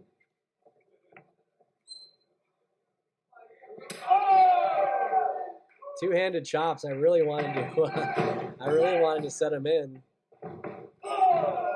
There's back elbow. I threw all my weight into that one. And man, like I'm saying, I just threw everything into him.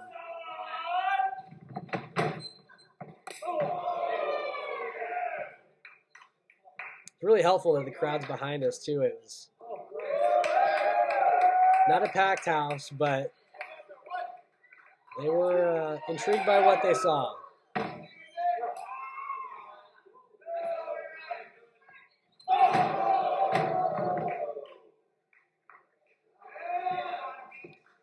And the power bomb slows things down a little bit. What a great shot as the cameraman gets up close and personal while I eat the foot to the face. Stiff forearm. That hurt. And now is where we go to school. The first of many chops. And Jason is a master of a good hard stiff chop. So I get a full fill of them here. As we get a cover from former SoCal Pro manager Everett Scott, who back in his heyday was an esteemed wrestling official.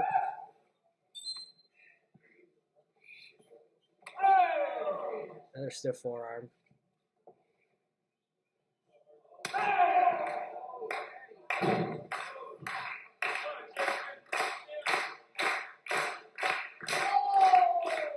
There's that second chop, and you gotta wince every time you see it. As the once pasty white chest of the young Ryan Kidd begins to bruise and bleed.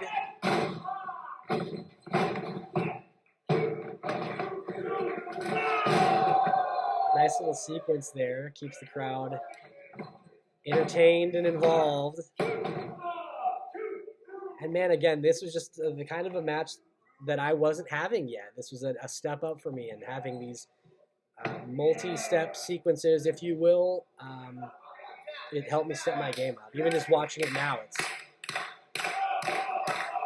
and I can remember this being one of the most painful things of my young career, the clap chop. And that was surely payback from Jason for the double-handed chops I was giving him before. And there's a slap. Yep. Man, can't believe I'm continuing to go. I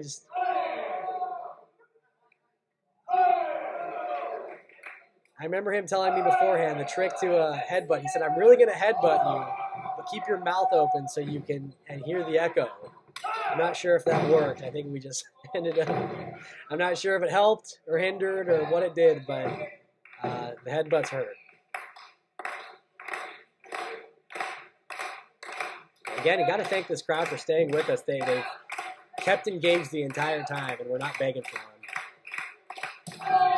Another thud off the chest.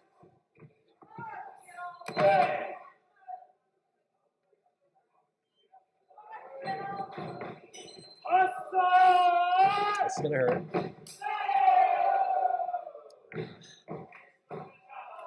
Man, someone should have done a chop counter, because we've got to be up to 10 or 15 at this point.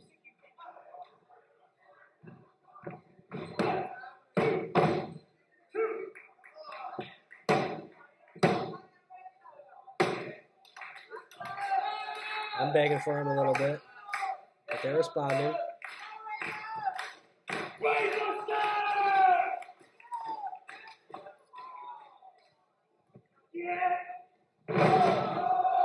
Interesting counter there.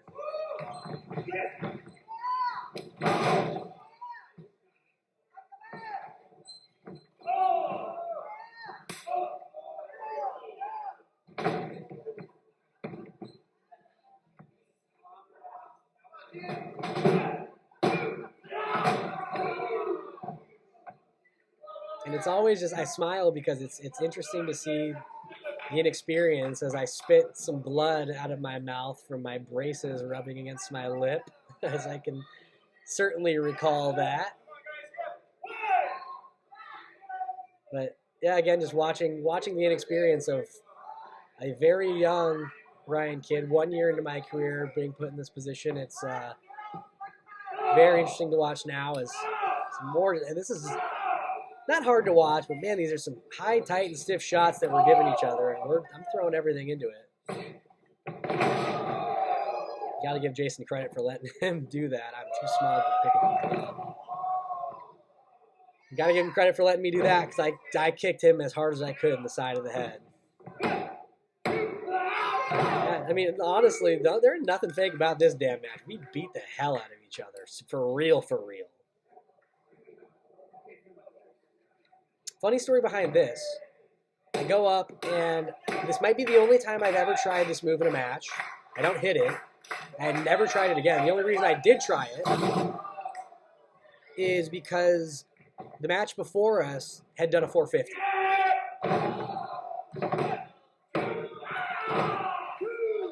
So where it was a 1.5 front flip splash, I figured I can't do the same move. So I'll try doing the twisting 1.5 front flip splash. Didn't quite nail it, although I missed entirely regardless. But that was one that was never quite tried again.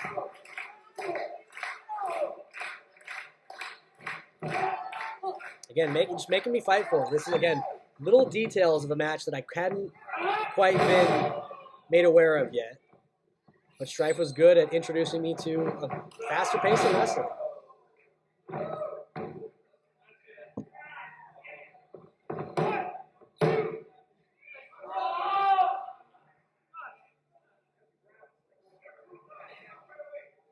And as you hear the frustration, it's got to be, part of the show, so to speak. But this is where you can tell that him and I are both starting to get pretty fatigued, getting tired. We're giving our all to this. So another stiff kick.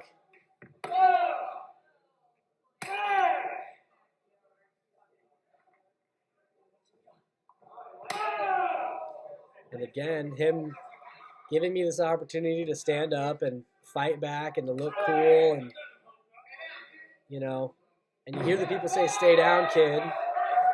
And that's kind of exactly what we're looking for as far as the story, showing that fight. And, man, the match might not be pretty, but the story that we tried to accomplish, as you've clearly seen me say the word headbutt before I do that. But, man, what an opportunity. What an opportunity for sure. Brainbuster, and man, that looked like a kill.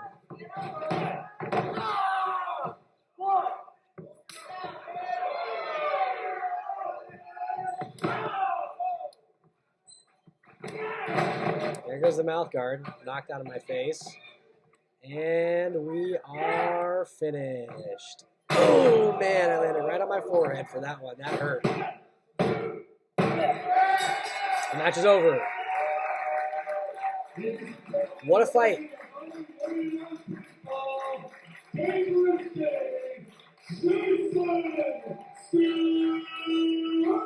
as I roll over, I can probably recall myself saying thank you to Jason Strife for, again, what was just a huge and incredible opportunity. So being able to watch that for the first time in a long time was special for me, and I'm very happy I was given the opportunity to do that. With that being said, we will bring this episode to a close. Episode 8 of the XSite update, dedicated to, in honor of, in full support of my friend, my brother, just an absolute one-of-a-kind, top class, top tier pro wrestler, friend, and just a man, you name it. Jason Strife, bro, I love you with all my heart, and I'm just praying for you, and I really, really hope you beat this thing's butt, because we need wrestlers like you, and we need guys like you. That being said, we're going to bring this one to a close. I want to thank everybody for tuning in. Please send your support, your well wishes, your thoughts, your prayers, and all that to Jason. We need it. Thank you all. I love you. See you next time.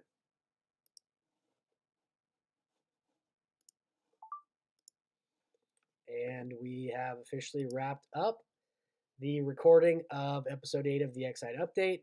It got intense. It got heartfelt. It was one of the more serious episodes we've covered, for sure. Thank you all for tuning in. We've got 2 pages of notes here that we will be sending in the month of December to a lucky subscriber at the All Access tier. We will autograph them and send them over for a lucky winner. We'll announce that at the end of the month. So look forward to that and so much more at the official Ryan Kid Pro Patreon page, ryankidpro.com, and all other Ryan Kid Pro social media outlets. This has been episode 8 for the All Access tier. Thank you again for tuning in, and we will see you in 2 weeks on Wednesday for episode 9 of the XSite Update.